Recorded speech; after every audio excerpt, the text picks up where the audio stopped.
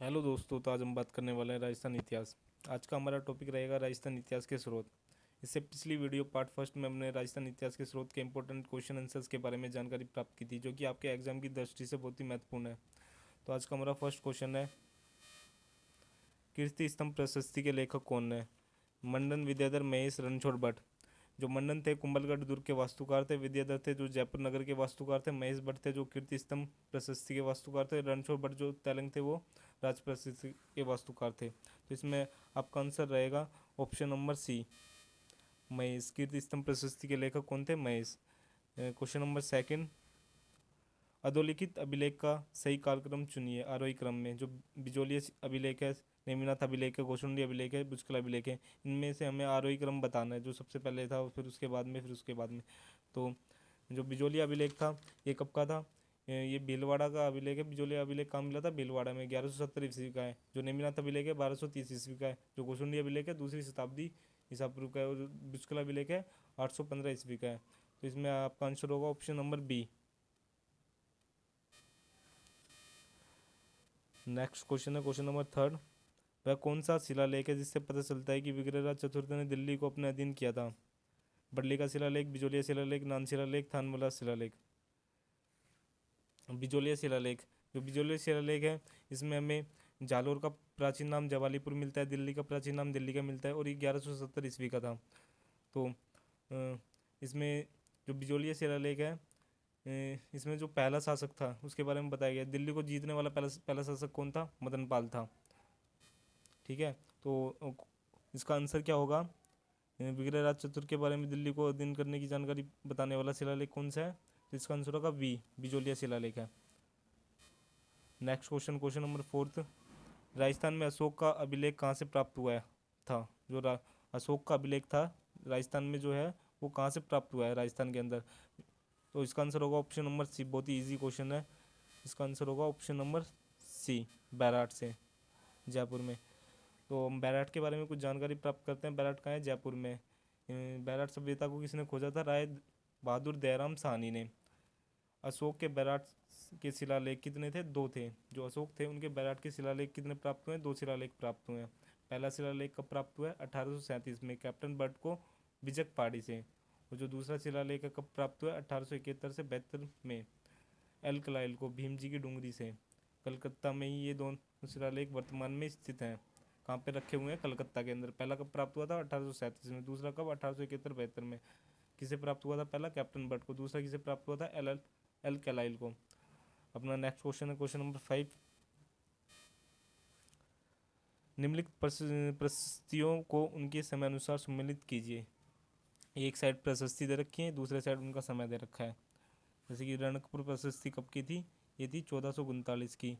कुंभलगढ़ प्रशस्ति कब की थी? 1460 की।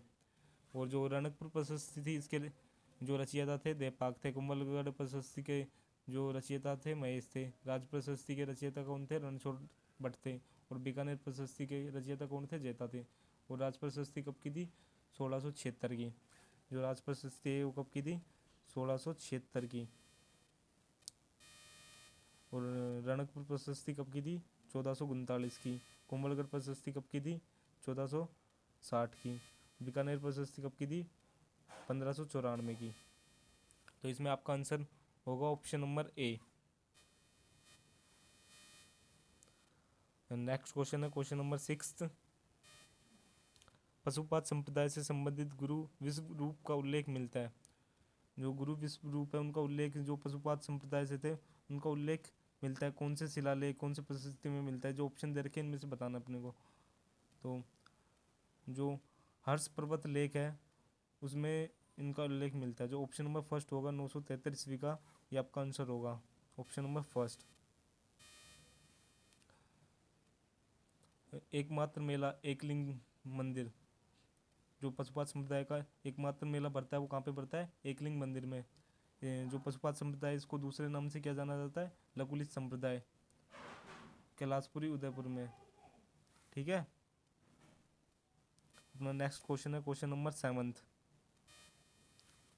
आमेर के कछुआ शासकों का रघुवंश तिलक के नाम से किस शिलालेख में उल्लेख किया जाता है?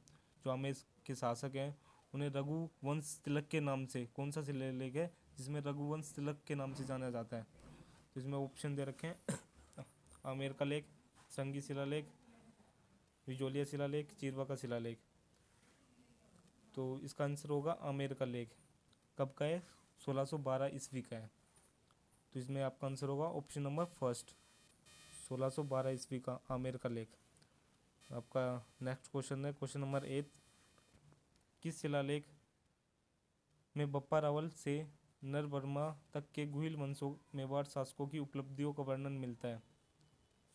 बप्पा रावल से नरवर्मा के गुहिल वंशीय शासकों का जो वर्णन मिलता है वो किस शिलालेख में मिलता है? चिरवा शिलालेख, बिजोलिया शिलालेख, आबू का शिलालेख, उपयुक्त में से कोई नहीं। तो इसका आंसर होगा आपका ऑप्शन नंबर फर्स्ट ए, जो चिरवा शिलालेख है इसमें जानकारी मिलती है अपने को। ये कब का? 1273 ईस्वी का है। और इसको किसने लिखा है? इसके रचयिता कौन है? रतन प्रभु सूरी। जो चिरवा शिलालेख है इसके रचयिता कौन है? रतन प्रभु सूरी। आपका नेक्स्ट क्वेश्चन है क्वेश्चन नंबर 9। महाराणा कुंभा की विजयों और युद्धों की जानकारी देने वाला प्रमुख स्रोत है। जो महाराणा कुंभा थे उनकी जो उन्होंने युद्ध किए थे और जो विजय प्राप्त की थी युद्धों में, उनकी जानकारी कौन सा जो देने वाली स्रोत है वो कौन सा स्रोत है जिसमें हमें जानकारी मिलती है कि महाराणा कुंभा ने विजय और जो युद्ध किए थे उनके बारे में पता चलने किस में पता चलता है? तो जो रणकपुर प्रशस्ति थी उसमें महाराणा कुंभा की विजय और युद्धों की जानकारी मिलती है। तो इसका आंसर होगा ऑप्शन नंबर ए। इसमें जो रणकपुर प्रशस्ति है ना, इसमें जैसे महाराणा कुंभा की नागौर की विजय होगी, सिरोही की विजय होगी, इसकी जानकारी मिलती है। और जो संगीत राज है वो 5 भागों में बांटा गया है। जो संगीत राज है वो किसका? महाराणा कुंभा का संगीत राज है ना। आपको पता है कि वो 5 भागों में बांटा गया है। नृत्य रतन कोश, गाय रतन कोश, वादन रतन कोश, रस रतन कोश, पाठ रतन कोश। ये उसके पांच पार्ट हैं जिसमें वो 5 भागों में बांटा गया है जो संगीत राज है ना महाराणा कुंभा का वो। तो अपना नेक्स्ट क्वेश्चन है क्वेश्चन नंबर 10। आज का लास्ट क्वेश्चन रहेगा अपना। वह प्रशस्ति जो विश्व में प्राप्त शिलालेखों में सबसे बड़ी है वह। ये जो दे रखी है राज प्रशस्ति की फोटो दे रखी है, इस साइड में बता रखा है कि हाँ भाई ये ऐसी दिखती है राज प्रशस्ति देखने में। और राज प्रशस्ति कब की थी? 1676 ईस्वी की। ठीक है। मेवाड़ के साथ जो मेवाड़ के राजा थे ना राणा राज सिंह, उन्होंने बनवाई थी। राजसमंद झील के किनारे नौचौकी की पाल है, रणछोड़ भट्ट इसके वास्तुकार थे, वो रचयिता थे। और 25 शिलालेख हैं, संस्कृत भाषा है। तो विश्व में प्राप्त सबसे बड़ी जो शिलालेख है कौन सा है? राज प्रशस्ति। ऑप्शन नंबर फर्स्ट इसका उत्तर रहेगा। तो ऐसे ही हम इम्पोर्टेंट प्रश्न उत्तर लाते रहेंगे, क्वेश्चन आंसर्स लाते रहेंगे जो कि एग्जाम की दृष्टि से बहुत ही महत्वपूर्ण है। ये जो क्वेश्चन आंसर्स मैंने करवाए ना ये पहले भी विविध परीक्षाओं में आ चुके हैं। राजस्थान में जो परीक्षाएं हुए हैं उनमें काफ़ी परीक्षाओं में आए हुए क्वेश्चन आंसर थे और आगामी परीक्षाओं में भी आएंगे। Thank you.